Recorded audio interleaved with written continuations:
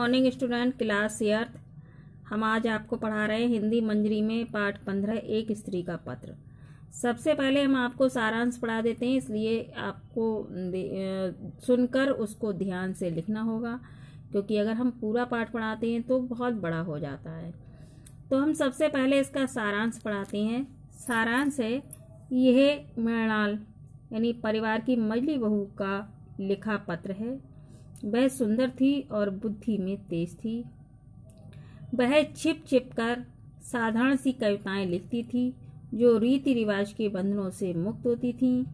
वह 12 साल की आयु में बहू बनकर आई और शादी को 15 साल हो गए थे। अपनी नन्ही बेटी यानी छोटी सी बेटी के मर जाने से वह माँ कहलाने का सुख न पा सकी। ससुराल के घर का माहौल रूखा और घुटन भरा था। उसे गाय भैंस की सानी पानी में जीवन बिताना ही पसंद था। जेठानी की छोटी बहन माँ के मरने पर अनाथ होने पर बहन के पास आ गई, लेकिन उस असुंदर गरीब अनाथ लड़की के साथ रूखा व्यवहार देखकर मझली बहू मृणाल ने उसे अपने पास रख लिया। बिंदु मझली बहू से बहुत प्यार करती थी। परिवार वालों को जलन होती थी। अनाथ बिंदु पर चोरी और चेचक हो जाने के दोष लगाए गए। अंत में एक पागल लड़के से उसकी शादी कर दी गई। बेरहम सास और पागल पति से छुटकारा पाकर बिंदु गौशाला में आकर मझली बहू को सोती मिली। असलियत मालूम होने पर मझली बहू ने उसे प्यार दिया और ढाढ़स बंधाया, लेकिन घर वालों ने उसे झूठा बताया और ससुराल वालों के दोबारा आने पर उसे फिर ससुराल भेज दिया। मझली बहू बिंदु को न रोक सकी। मझली बहू जगन्नाथपुरी तीर्थ करने गई।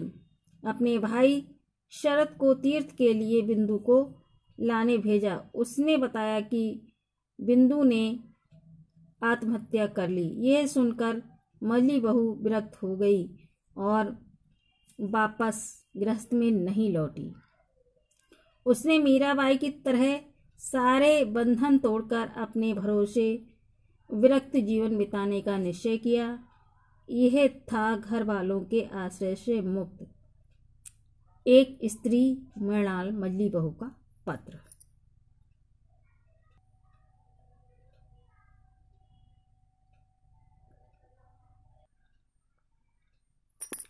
अब हम आपको व्याख्या कराने जा रहे हैं। जिसे लोग दुख कष्ट कहते हैं वह मेरे जीवन में नहीं था। तुम्हारे घर में खाने पीने की कमी नहीं हुई। तुम्हारे बड़े भैया का चरित्र जैसा भी हो, तुम्हारे चरित्र में कोई खोट न था। मुझे कोई शिकायत नहीं है, लेकिन अब मैं लौटकर तुम्हारे घर नहीं जाऊंगी। मैंने बिंदु को देखा। घर गृहस्थी में लिपटी औरत का परिचय मैं पा चुकी।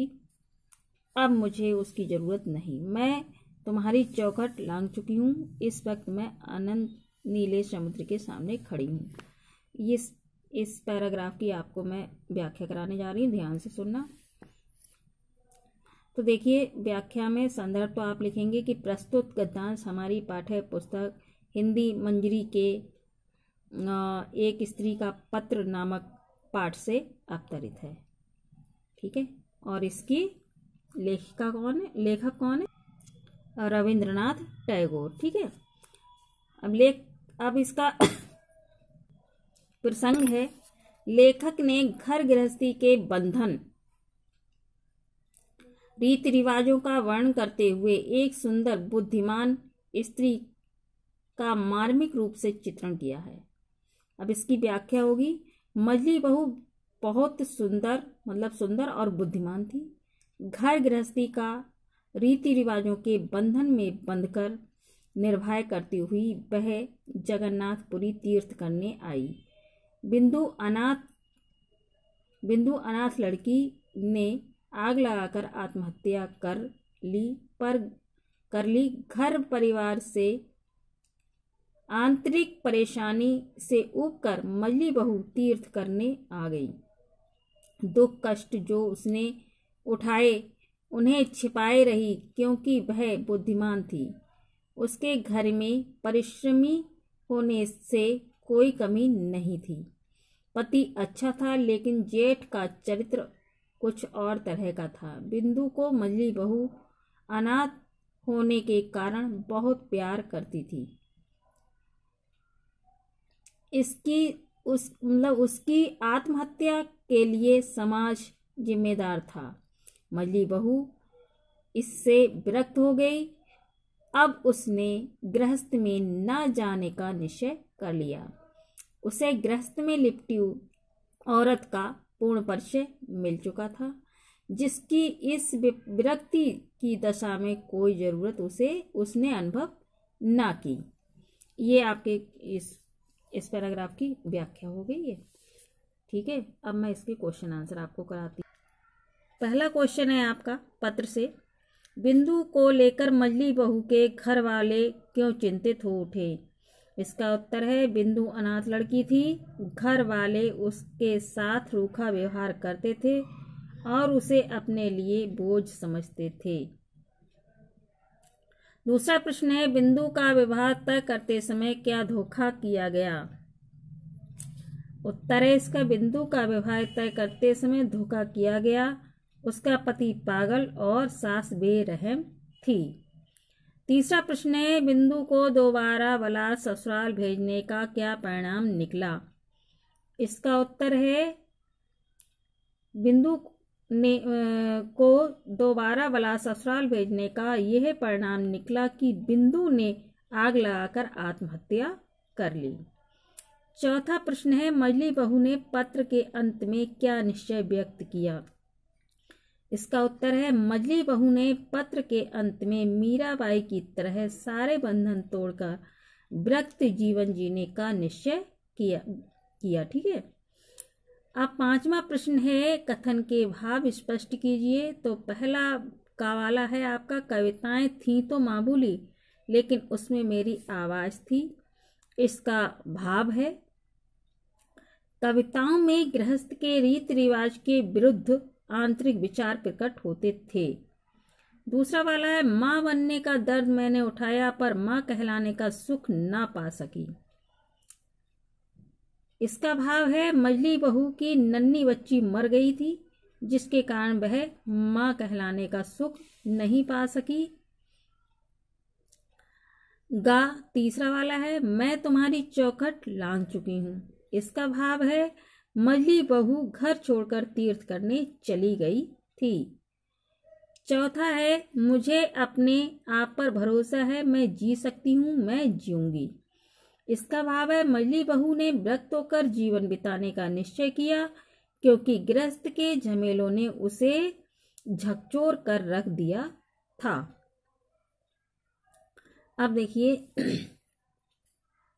भाषा की बात में हम आपको ऐसे ही बता देते हैं, क्योंकि बोर्ड पर लिखने का इतना होता भी नहीं है, और बोर्ड पर लिख भी दो तो सही से समझ में नहीं आता है। तो हम आपको इसके यहीं पर से आपको भाषा की बात कराते हैं। तो देखिए, भाषा की बात में पहला प्रश्न है, दिए गए मुहावरों के अर्थ बताते हुए वाक्य प्रयोग कीजिए। पहला वाला है आपका का वाला, चैन की सांस लेना। इसका अर्थ है आराम का अनुभव करना। और वाक्य प्रयोग है, बिंदु को मझली बहू के पास भेजकर जेठानी ने चैन की सांस ली। दूसरा है, फूटी आंख ना सुहाना। इसका अर्थ है अच्छा ना लगना। वाक्य प्रयोग है, मझली बहू का बिंदु के प्रति प्यार घर वालों को फूटी आंख ना सुहाता था।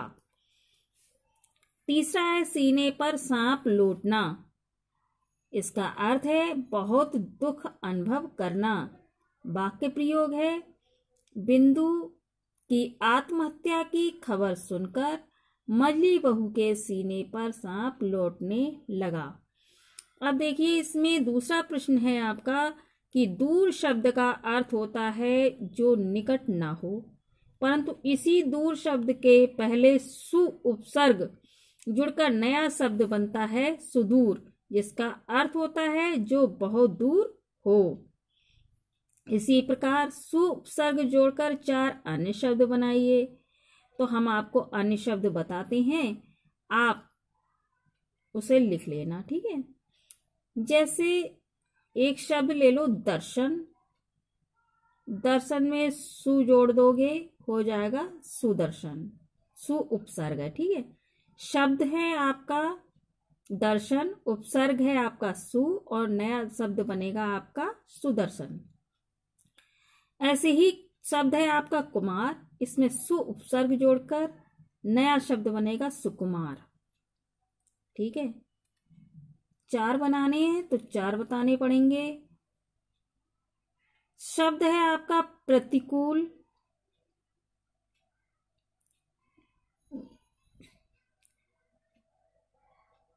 प्रतिकूल गलत हो जाएगा, ठीक है। इसमें हम इसका प्रतिकूल की जगह करते हैं प्रसिद्ध। प्रसिद्ध में अगर हम सु उपसर्ग जोड़ देंगे तो हो जाएगा सुप्रसिद्ध। गम, गम शब्द है, इसमें सु उपसर्ग जोड़ देंगे सुगम हो जाएगा। अब तो और भी याद आ गया, लव शब्द जोड़ देंगे तो उसमें सु उपसर्ग जोड़ने पर नया शब्द बन जाएगा सुलभ, ठीक है। चलो इतना ही रहने दो। अब देखिए तीसरा प्रश्न है, आज 15 साल हुए हमारे विवाह को, मुझे 12वां साल लगा था। तो यह है ऊपर के वाक्यों में आए 15 और 12वां शब्द को देखिए, दोनों शब्द साल की विशेषता बता रहे हैं। दोनों शब्द संख्यावाची विशेषण हैं, एक गणबोधक है और दूसरा क्रमबोधक। 2 अन्य संख्यावाची विशेषण शब्द लिखकर उनका अपने वाक्यों में प्रयोग कीजिए। तो देखिए इस तरह से हम लिख सकते हैं, जैसे 21 है, दूसरा है, तीसरा है, इस तरह से वाक्य लिख सकते हैं। तो जैसे हमने 21 शब्द का प्रयोग किया, 21 लिखा, तो लिखेंगे लड़कों के लिए विवाह की न्यूनतम आयु सीमा 21 वर्ष है। दूसरा शब्द का प्रयोग करेंगे हम, गीता का दूसरा अध्याय संख्या योग है। ये चैप्टर आपका समाप्त हो गया, ठीक है।